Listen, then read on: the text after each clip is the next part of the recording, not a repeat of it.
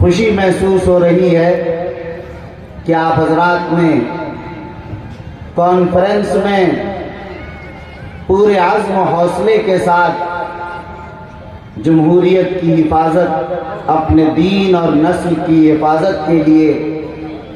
جس عزم و حوصلے کا اظہار کیا ہے، یہ قابل مبارکباد ہی نہیں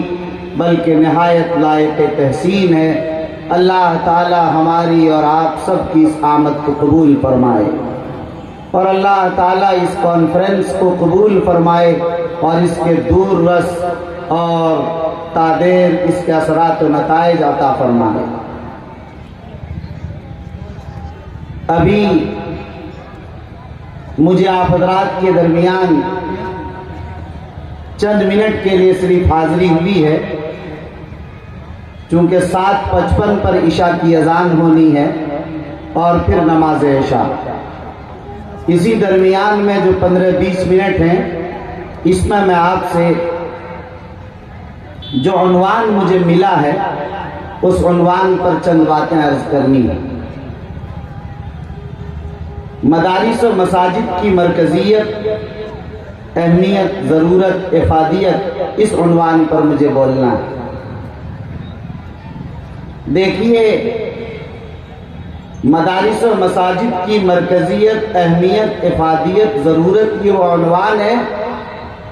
جس کو ملت اسلامیہ کا ہر انسان اچھی طرح محسوس ہی نہیں کرتا ہے، بلکہ ان کے رگ و ریشے میں، ان کے دل و دماغ میں، ان کے قلب و جان میں یہ پیوست ہے۔ ہندوستان کا مسلمان یہ جانتا ہے کہ اگر مدارس اسلامیہ نہ ہوتے تو اس ملک میں مسلمانوں کا وجود نہ ہوتا، اس ملک میں اسلام کی حفاظت کا کوئی سامان نہیں ہو پاتا۔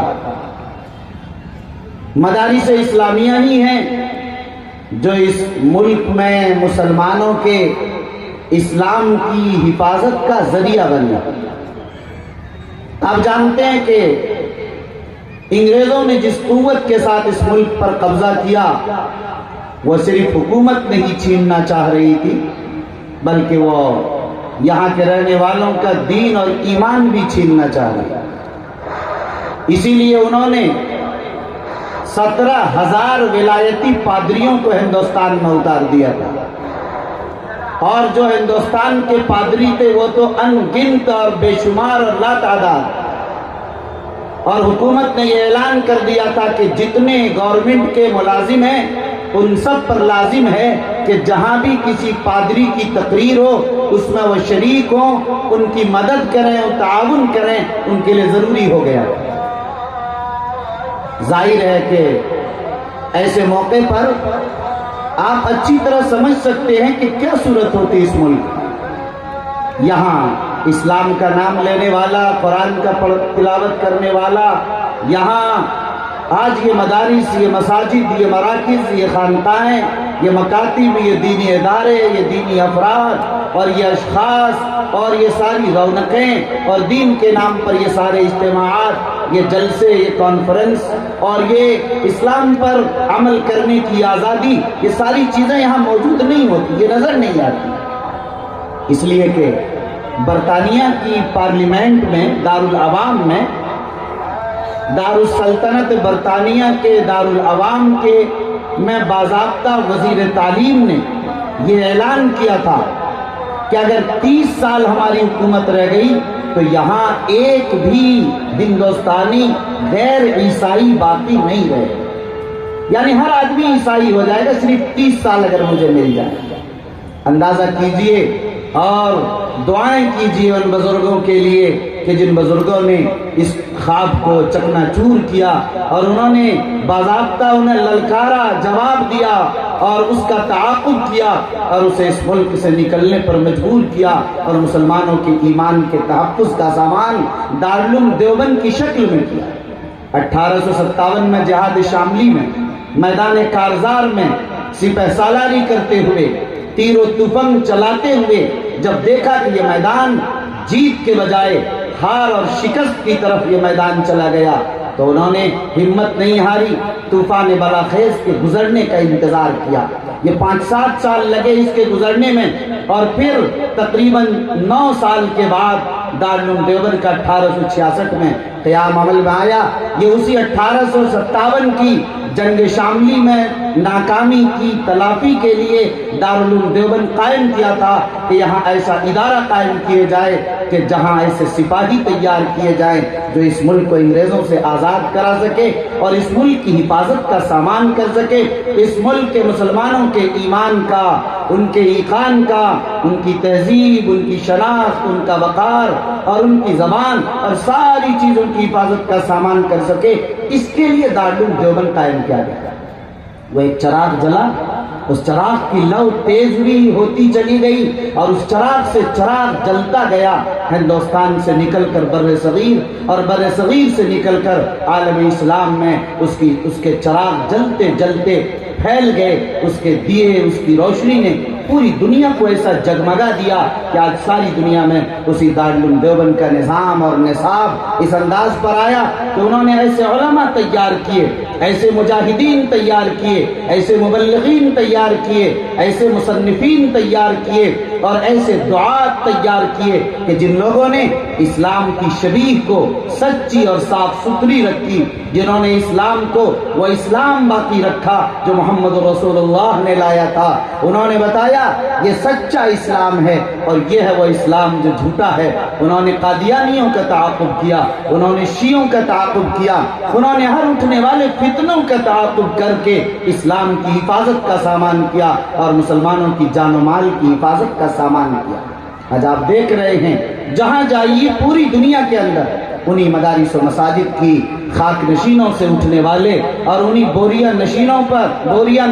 کو آپ دیکھیے جنہوں نے انہی چٹائیوں پر بیٹھ کر جو تعلیم حاصل کی ہے، اسی اعتدال نے، اسی فکری وقار نے اور اسی توسع نے آج پوری دنیا میں اسلام کو ایک سچے انداز میں پیش کرنے کا جو کام کیا، یہ کہہ لیجئے کہ سچی ترجمانی اسلام کی اگر کی گئی تو اس پلیٹ فارم سے کیا گیا، یہ نظام بنایا، یہ مدارس کا کردار۔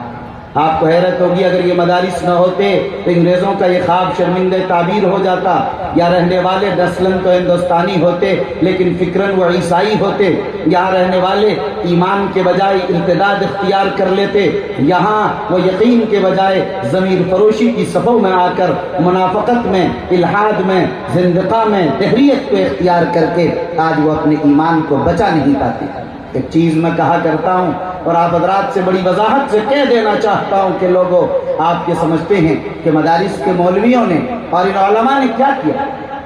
یاد رکھیے ان علماء نے آپ کے وجود کی حفاظت کی، آپ کی داڑھی ٹوپی کی حفاظت کی اور آپ کو مسلمان ہونے اور اپنے آپ کو مسلمان کہلانے پر فخر محسوس کرنے کا یہ موقع عنایت کیا۔ اس سب کے ساتھ اگر آپ ایک دیکھیے، ایک تصور کیجئے ذرا، اس ملک میں جب بھی خون کی ضرورت پڑی، اس ملک کو جب بھی کسی مجاہدین اسلامی کی ضرورت پڑی، صرف مدارس سے نکلنے والے، اس سے فارغ ہونے والے، ان کے فضلہ میدان عمل میں آئے۔ ہم تو دیکھ رہے 1757 کی جہاد پلاسی سے کہ جہاں 56,000 علماء، 56,000 لوگوں کو پھانسی پر لٹکایا گیا، 27,300 صرف علماء پھانسی کے پندے پر لٹک گئے۔ یہ وہ کیا چیز ہے؟ کیا 56,000 میں 27,000 علماء کی تعداد آپ کیا سمجھ رہے ہیں؟ آپ نے محسوس کیا 4% پڑھنے والے مدارس میں وہاں نظر آ رہے ہیں 50% سے بھی زیادہ۔ اس تعداد کو محسوس کیجیے۔ یہ تاریخ